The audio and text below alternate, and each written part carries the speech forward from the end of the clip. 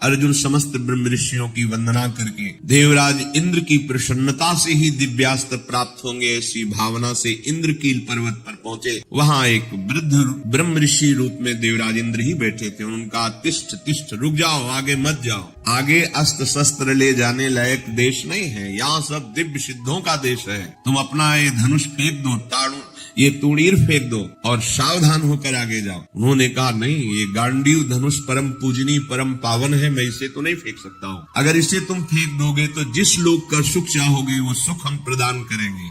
नहीं, मुझे कोई लोक का सुख नहीं चाहिए, मैं जिस हेतु से जा रहा हूँ उसमें इस अस्त्र की आवश्यकता है। यहाँ एक संकेत मिलता है कि अगर आपने लक्ष्य बना लिया है उच्च कोटि का, भगवत प्राप्ति, भजन करना, धर्म से चलना, सत्य से चलना, तो आपकी परीक्षा होगी। उस मार्ग से हटाने के लिए प्रलोभन आएगा। आपको उस प्रलोभन में अपनी निष्ठा को नहीं छोड़ना है। अगर छोड़ दिया तो गए। भय भी आ सकता है, भयानक भय आ सकता है, पर अगर आप अपनी निष्ठा पे रहे तो भय केवल दिखावा होगा, आपको दुख नहीं दे सकता। प्रकट हो गए देवराज इंद्र और कहा, मैं कोई ब्रह्म ऋषि नहीं हूँ, मैं त्रिभुवनपति देवराज इंद्र हूँ। तुम अपनी निष्ठा में अचल रहे, क्या चाहते हो? तो कहा, मैं आपके द्वारा दिव्यास्त्र चाहता हूँ। वो तो तभी प्राप्त हो सकते हैं जब देवाधिदेव भगवान शंकर का दिव्य अस्त्र तुम्हें प्राप्त हो, उनका साक्षात्कार हो, फिर हम समस्त लोकपाल अपने अपने दिव्यास्त्र आपको दे देंगे। अर्जुन ऐसा सुन ही रहे थे कि देवराज अंतर्धान हो गए। अब विचार किया कि मुझे प्रथम महादेव जी की आराधना करनी चाहिए। तपस्या के लिए दृढ़ निश्चय करके बड़ी उतावली के साथ चले और एक भयंकर कंटकाकीर्ण वन में पहुंचे, जहां समीप में सुंदर नदी प्रवाहित हो रही थी, हिमालय का शिखर है, पवित्र शीतल वायु चल रही है। उस स्थान के दर्शन करके मन में निश्चय हुआ कि यही भगवान शंकर की आराधना करेंगे। महातेजस्वी दृढ़ संकल्प वाले अर्जुन ने उस प्रदेश में तपस्या में संलग्न होने के लिए स्थान चयन किया और कुशा की लंगोटी लगाई। कुशा बहुत दुखद होता है, छू जाए तो त्वचा को चीर दे। लंगोटी लगाई और एक दंड समीप में रख लिया और अपने गांडीव धनुष और तूणीर को वृक्ष की डाल पे से टांग दिया और हाथ जोड़कर भगवान शंकर की स्तुति करके निरंतर भजन में लग गए। 1 मास तक 3 दिन 3 रात कुछ नहीं खाना, उसके बाद सूखा पत्ता लेकर के पाना। दूसरा मास 6 रात के बाद कोई फल ले लेना। तीसरा महीना 15 दिन 15 रात व्यतीत होने के बाद एक बार कुछ फल ले लेना। चौथे महीने में केवल जल पीकर रहना, फिर जल भी छोड़कर केवल वायु श्वास, बस निरंतर महादेव जी के चिंतन में निमग्न। दोनों भुजाएं उठाए हुए, कोई सहारा नहीं, पैर के अंगूठे के अग्रभाग पर खड़े होकर भगवान शिव के मंत्र का जप करते हुए आकाश की तरफ दृष्टि रखे हुए एकाग्र चित्त से उपासना कर रहे। तदनंतर अर्जुन की भयंकर तपस्या को देख करके वहां रहने वाले जितने ब्रह्म ऋषि थे सब भगवान पिनाक पाणी महादेव जी के समीप गए और महादेव जी को प्रणाम करके कहा, देवाधिदेव अर्जुन आपके लिए महान तपस्या से युक्त होकर के उपासना कर रहे हैं। हिमालय के पृष्ठभाग में स्थित होकर ऐसी उग्र तपस्या कर रहे हैं कि यदि आपने उनको सांत्वना न दी जो वो चाहते हैं तो दिशाओं में आग पैदा हो जाएगी उनके तप से। हे देव देवेश्वर, हम लोग कुछ समझ नहीं पा रहे हैं कि उनको कैसे शांत करें। वे अपनी तपस्या का संताप प्रकट कर रहे हैं। हम महर्षि जन चिंतित हैं कि यदि वो ऐसी तपस्या में रहे तो आग पैदा हो जाएगी। जैसे ध्रुव जी ने अपनी प्राणवायु बंद कर ली तो त्रिभुवन की प्राणवायु बंद हो गई, तत्काल भगवान को आना पड़ा। पवित्र चित्त वाले इन महर्षियों की जो सदा सबको सुख देने में तत्पर रहते हैं, उनकी बात सुनकर भगवान देवाधिदेव महादेव ने कहा, महर्षियों मुझे पता है, तुम विषाद मत करो। अर्जुन की तपस्या किसी को कष्ट देने के लिए नहीं है। अर्जुन के मन में जो संकल्प है वो मैं जान रहा हूँ। वो किसी लोकांतर के भोग की इच्छा से तपस्या नहीं कर रहे हैं। उन्हें जो पाना है वो मैं प्रदान करूंगा। तुम सब शांत चित्त होकर अपने अपने भजन में लगो जाकर। भगवान शंकर का ये वचन सुनकर जितने ब्रह्मर्षि आए हुए थे सब प्रणाम करके अपनी अपनी कुटिया को गए। उन महात्माओं के चले जाने के बाद सर्व पापहारी पिनाक पाणी देवाधिदेव भगवान शंकर किरात वेश धारण किया, दिव्य कांति धनुष बाण धारण किए हुए, मृग चर्म धारण किए हुए, और भगवती उमा भी उसी भेष में साथ में, और साथ में उमा के साथ बहुत सी देवियां और महादेव जी के साथ उनके गण, और सब किरात वेश में। जे ही भगवान शिव इस वेश में वन में प्रवेश किए तो सारा वन शांत हो गया। खाग मृग पशु पंछी वायु जल सबका कोलाहल शांत हो गया। आवाज बंद। एक घुरघुराहट सुनाई दी उस अर्जुन को। आकाश दृष्टि करके मंत्र जप कर रहे थे। दृष्टि घुमाई तो देखा है कोई विशाल सुअर उनको मारने के लिए तीव्र गति से आ रहा है। तत्काल अर्जुन ने अपने गांडीव धनुष को उठाया और प्रत्यंचा चढ़ाकर टंकार की, जिसकी ध्वनि उस शांत वन में गूंज गई। अर्जुन ने कहा, अय शुकर, मैं तपस्या में लगा हूं, किसी को कष्ट नहीं दे रहा हूं, फिर भी मुझे मारना पड़ेगा, क्योंकि तू बिना अपराध के मुझे मारने के लिए आ रहा है। सुदृढ़ धनुष वाले अर्जुन को प्रहार के लिए उद्यत देखकर किरात रूपधारी भगवान शिव ने सहसा रोका।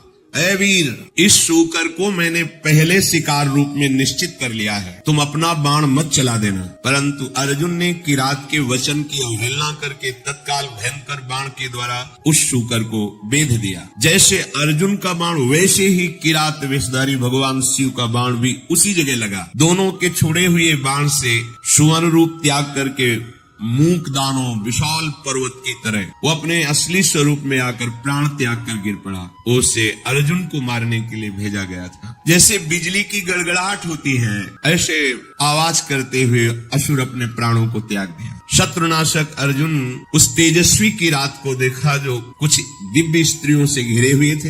अर्जुन ने कहा, तुम कौन हो और यहाँ स्त्रियों के साथ क्यों घूम रहे हो? क्या आपको मालूम नहीं कि भयावह वन है? और क्या तुम्हें वन के सिद्धांत का भी ज्ञान नहीं है? जब मैंने लक्ष्य संधान कर दिया तो तुमने बाण क्यों मारा? ये मेरे पास आया था, मेरे को मारने के लिए आया था, मैंने इस पर बाण संधान किया, तो तुम मेरी वीरता का तिरस्कार करके इस पर बाण संधान क्यों किया? इसका उत्तर दो, नहीं तो मैं तुम्हें जीवित नहीं छोड़ूंगा। अर्जुन ने ऐसा किरात से कहा। ये मृगया का धर्म नहीं है जैसा आपने किया है। तुम पर्वत निवासी हो, उत्तर दो, नहीं तुम्हें जीवन से वंचित कर देता हूँ अभी। अर्जुन के इस प्रकार कहने पर किरात भगवान जोर जोर से हंसने लगे और कहा, बहुत वीरतापूर्ण तुम वाणी भी बोलते हो और वीर भी हो, पर मुझे वन में इसलिए कोई भय नहीं लगता कि यही मेरा घर है। वनवासी हूँ, किरात हूँ, किंतु जब मैंने कह दिया था कि तुम बाण मत चलाना, ये मेरा लक्ष्य है, तो तुम्हारा साहस कैसे इतना हो गया कि मुझ वनवासी की आज्ञा का उल्लंघन करके तुमने बाण संधान कर दिया? तुमने दुष्कर कर्म किया, ये मुझे पसंद नहीं आया। और तुम जो कहते हो कि मुझे जीवन से हाथ धोना पड़ेगा, तो पहले बल का निर्णय कर लेना चाहिए, फिर बाद में निश्चय होना चाहिए। तुमने हमारे बल का निर्णय तो किया नहीं। क्या तुम जानते हो हम में कितना बल है? किरात वेशधारी भगवान ने कहा। अर्जुन ने कहा, तुम्हारे जानने की हमें कोई आवश्यकता नहीं है, मुझे तुम जान लो। मेरा नाम अर्जुन है, मैं गांडीव धनुष को धारण करता हूँ, और जब गांडीव मेरे हाथ में हो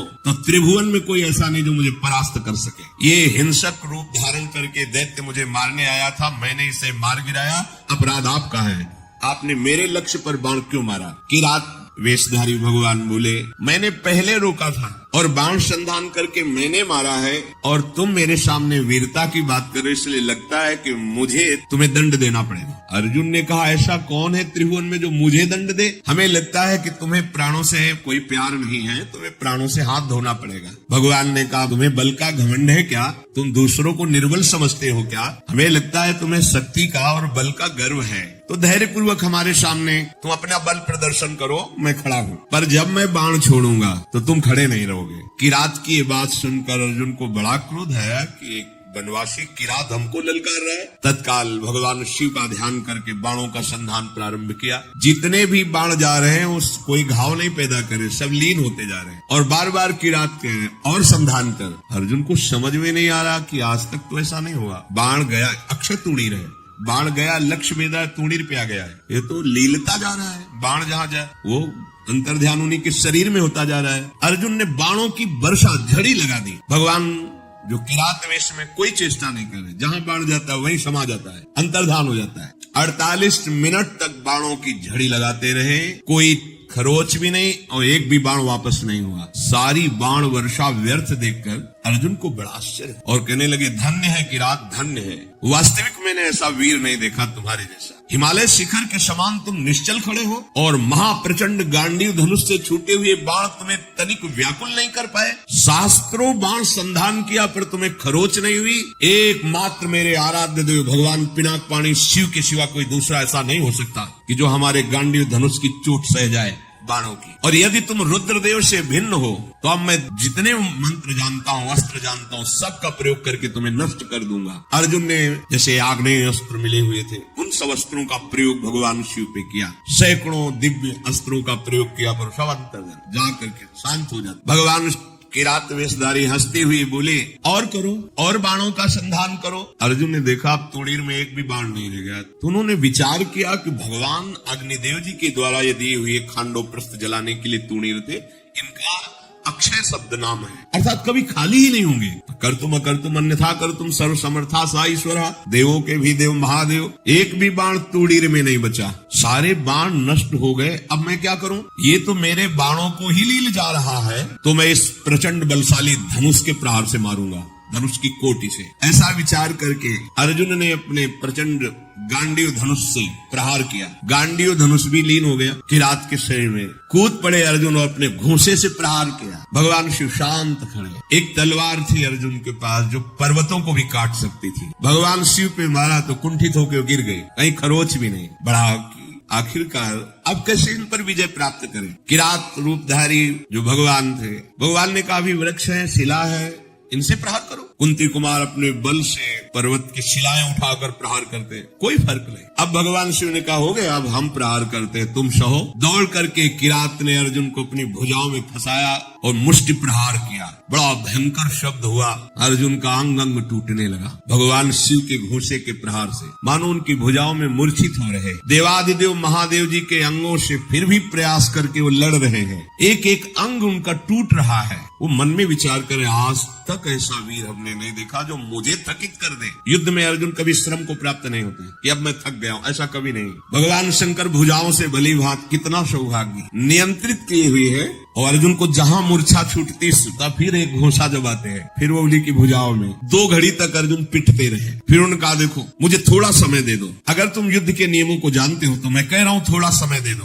फिर मैं तुमसे युद्ध करूंगा। छोड़ दिया, और करके देख लो। तत्काल वहीं की मिट्टी एकत्रित की और उसे लिंगाकार किया। बन था ही, कुछ पुष्प लिए, माला और पुष्प, और हाथ जोड़कर भगवान शंकर की आराधना की। भगवान शंकर का स्तवन किया। पशूनां पतिं पापनाशं परेशं गजेन्द्रस्य कृतिं वशानं वरेण्यं जटाजूट मध्ये स्फुरद्गांगवारिं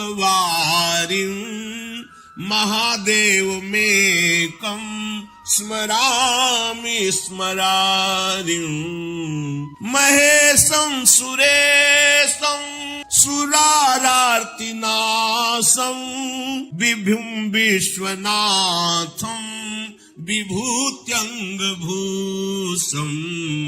विरूपाक्षमिन्द्वर्को वह्निर्ति नेत्रं सदानन्दमीडे प्रभुं पंचवक्त्रं गिरीशं गणेशं गले नीलवर्णं गवेन्द्राधिरूढं गणातीतरूपं भवं भास्वरं भस्मनाभूषितांगं भवानी कलत्रं भजे पंचवक्त्रं शिवाकांत शंभो शशांकार्धमौले महेशान शूलिन जटाजूटधारिन् त्वमेको जगत् व्यापको विश्वरूप प्रसीद प्रसीद प्रभो पूर्ण रूप। भगवान शिव का स्तवन करके जे ही माला शिवलिंग पे डाली, ते ही किरात पर वो माला पहुंची, मस्तक में किरात के। ओहो, ये देख करके अर्जुन आनंद से उल्लसित हो गए, साष्टांग चरणों में गिरे, बोले प्रभु यही मैं सोच रहा था कि ऐसा त्रिभुवन में कौन वीर है जिसकी भुजाओं में आकर मैं निकल ही नहीं पाया, जिनके प्रहार से मेरे अंग अंग शिथिल हो गए। किरात रूपधारी भगवान शिव के चरणों में अर्जुन पड़े हुए। भगवान शिव ने अपनी महान भुजाओं से उठाया। सर्व पापहारी भगवान भव अर्थात महादेव बहुत प्रसन्न हुए और गंभीर वाणी में कहा, अर्जुन कोई ऐसा है ही नहीं तुम्हारे जैसा वीर जो मेरी भुजाओं के प्रहार को सह सके। तुम्हारा पराक्रम, तुम्हारा शौर्य, तुम्हारा धैर्य अद्भुत भक्ति है, मैं बहुत प्रसन्न हुआ। मेरा स्पर्श सबको सहज में नहीं प्राप्त होता, मेरा स्पर्श प्राप्त हो गया। तुम्हारा शरीर दिव्य है, अब तुम इसी शरीर से जिस लोक में चाहो जा सकते हो। तुम्हारा तेज कोई सह नहीं सकता है, आज से तुम्हारा पराक्रम अद्वितीय है। महाबाहो, मेरी ओर देखो और प्रसन्न हो। देखो, मैं तुम्हें दिव्य दृष्टि देता हूँ, तुम मेरे स्वरूप को देखो। भगवान शिव ने जब ऐसा कहा तो अर्जुन के सामने अब किरात रूप नहीं, देवाधिदेव महादेव, जो किरात वेश में स्त्री स्वरूप में साक्षात त्रिभुवन सुंदरी अम्बा और उनकी दासियां और भगवान शिव के गण, बार बार अर्जुन जी ने पूरे शिव परिकर को प्रणाम किया और कहा, तुम युद्ध में अपने शत्रुओं पर जो विजय चाहते हो, तो आज के बाद कोई देवता भी तुम्हें परास्त नहीं कर सकता। मनुष्यों की तो बात जाने दो, मैं तुम्हारे हृदय की बात जानता हूँ, तुम मुझसे क्या चाहते हो। लो, विश्व विनाशक पाशुपतास्त्र मैं तुम्हें प्रदान करता हूँ। ये वो अस्त्र है जिसको कोई भी अस्त्र कुंठित नहीं कर सकता और एक क्षण में पूरे त्रिभुवन को भस्म करने की सामर्थ्य मेरे इस अस्त्र में है, पाशुपतास्त्र। तदनंतर शूलपाणी भगवान महादेव जी और भगवती पार्वती जी के दर्शन करके अर्जुन को बड़ा आनंद प्राप्त हुआ। साष्टांग पृथ्वी पर लेटकर प्रणाम किया। अर्जुन बोले, हे जटाजूटधारी सर्वदेवेश्वर देवाधिदेव महादेव, भग देवता के नेत्रों का विनाश करने वाले नीलकंठ, आपके मस्तक पर जगत पावन करने वाली गंगा जी विराजमान है। प्रभु, समस्त कारणों के परम श्रेष्ठ कारण आप हैं। मैं बहुत लज्जित हो रहा हूँ। अपने स्वामी से युद्ध किया, अपने आराध्य देव से युद्ध किया, आप पर बाण संधान किया, कटवचन बोले, धनुष से प्रहार किया, और भी नाथ मेरे अपराध को क्षमा कीजिए। मैं बहुत अंदर लज्जा से युक्त हो गया हूँ। मैं आपके ही दर्शन की इच्छा लेकर इस महान तप से युक्त हुआ था। हे देव देवेश्वर, संपूर्ण जगत आपकी वंदना करता है और मैंने आप पर प्रहार किया, फिर भी आप प्रसन्न हैं। नाथ, मुझे बहुत अंदर से लज्जा आ रही है। मैंने जो आपके सामने साहस दिखाया, ये मेरा अपराध है। प्रभु, अनजाने में मेरे से अपराध बन गया। हे शंकर, मैं आपकी शरण में हूँ, मेरी धृष्टता को क्षमा कर दीजिए। महातेजस्वी भगवान वृषभध्वज ने अर्जुन का हाथ पकड़ा और हंसते हुए कहा, अपराध थोड़ी है, कोई मैं शिव रूप से तुम्हारे सामने थोड़ी था, मैं तो किरात रूप से था, तुम्हारा कोई अपराध नहीं, वीर का यही धर्म है। फिर भगवान शिव ने दोनों भुजाओं से खींचकर जी हृदय से लगाया तो जितने अर्जुन की पीड़ा और घाव थे सब शांत हो गए। देवादिदेव महाजी बोले, अर्जुन, तुम भगवान श्री कृष्ण के शरणागत और प्रिय सखा हो, मैं तुमसे बहुत प्यार करता हूँ। जो भगवान श्री हरि का भजन करते हैं, भगवान शंकर अहेतु की कृपा उन पे अपने आप करते हैं। वो जो भगवान शंकर की आराधना करते हैं, हरि अहेतु की कृपा अपने आप करते हैं। कभी ऐसा भ्रम किसी को नहीं होना चाहिए कि हम हरि के उपासक हैं तो भगवान शंकर की थोड़ी भी न्यूनता या अवहेलना करें। नहीं, भगवान श्री हरि कहते हैं, शिव द्रोही मम दास कहावा, सो नर मोहि सपने नहीं भावा। कभी ऐसी गलती नहीं। और जो भगवान शिव का उपासक है, वो कभी वैष्णवों की, हरिजनों की या हरि की कभी थोड़ी सी भी अवहेलना या निंदा ना करे कि हमें भगवान शंकर के बल से ऐसा, नहीं तो भगवान शंकर ही दंड दे देंगे, वही दंड दे देंगे। काकभूषण जी ने तो यही किया ना। गुरु बार बार उनको समझा रहे थे कि हरि और हर में कोई भेद नहीं है, लीला के लिए दो रूप है, पर वो ये नहीं मानते तो गुरु की अवहेलना करने लगे थे। गुरुदेव मंदिर में पधारे, उस शिव मंदिर में बैठे पंचाक्षरी मंत्र जप रहे थे, क्या प्रणाम करना? नहीं प्रणाम किया तो भगवान शिव ने कहा, अरे ये अमर्यादा, गुरु के आने पर तुम खड़े नहीं हुए, प्रणाम नहीं किया, अजगर की तरह बैठा रहा। अरे पापी, मेरे मंत्र को तेरे गुरुदेव ने ही दिया और उनका तू अपमान कर रहा है, जा सहस्त्र योनि अजगर की प्राप्त कर। भगवान शंकर ने ही दंड दे दिया। कभी ऐसा ना हो कि कोई अपनी उपासना के बल से अपने ही आराध्य देव के अन्य रूपों की निंदा या अवहेलना करे। तो भगवान शिव तो परम वैष्णवाचार्य सच्ची कहते हैं, उनकी कृपा से ही प्रेम लक्षणा भक्ति मिलती है।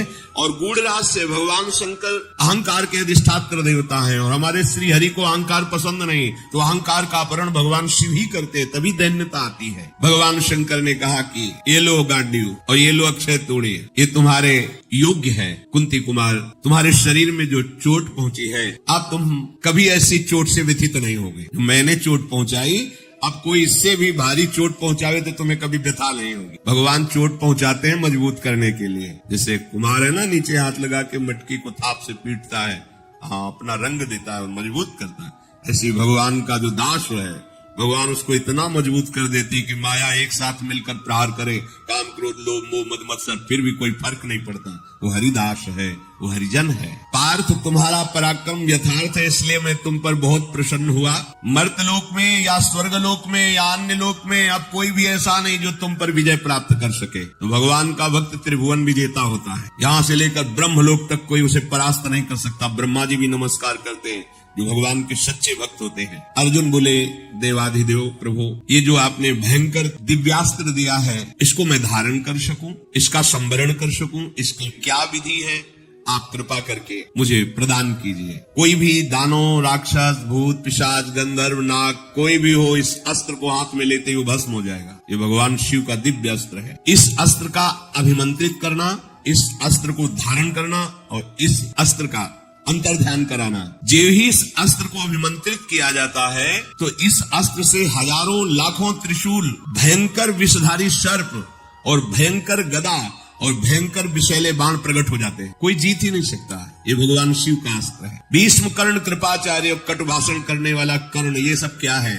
इस अस्त्र के सामने। भगवान पशुपति महादेव जी ने पांडव कुमार अर्जुन को धारण करना, प्रयोग करना, उपसंहार करना, ये विधि बताई। भगवान शिव ने कहा, इस मेरे अस्त्र को धारण करना, प्रयोग करना, उपसंहार करना न देवराज इंद्र जानते हैं, न यमराज जानते हैं, न कुबेर जानते हैं, न वरुण जानते हैं, न वायु देवता जानते हैं। फिर साधारण मानव की तो बात ही क्या है। हे कुंती कुमार, पर तुमको मैं सावधान करता हूँ, किसी मर्द पुरुष पर इसका प्रयोग मत करना। यदि किसी अल्प शक्ति वाले योद्धा पर इसका प्रयोग कर दिया जाए तो त्रिभुवन का नाश कर देगा। चराचर प्राणियों सहित समस्त त्रिलोकी को भस्म करना इसके लिए साधारण बात है। इस अस्त्र के लिए कोई भी त्रिभुवन में ऐसा नहीं इस अस्त्र के द्वारा मारा ना जा सके। इसका प्रयोग करने वाला पुरुष केवल इसका चिंतन करके मानसिक संकल्प करे तो सामने वाला नष्ट हो जाएगा, या दृष्टि डाल दे तो भस्म हो जाएगा, या वाणी द्वारा बोल दे तो नष्ट हो जाएगा, और कहीं धनुष पर चढ़ा के संधान कर दे तो जो संकल्प करेगा वैसा ही हो जाएगा। अर्जुन बड़े आनंदित थे, इतना बड़ा पावर। भगवान विश्वेश्वर को गुरुदेव रूप में स्वीकार करके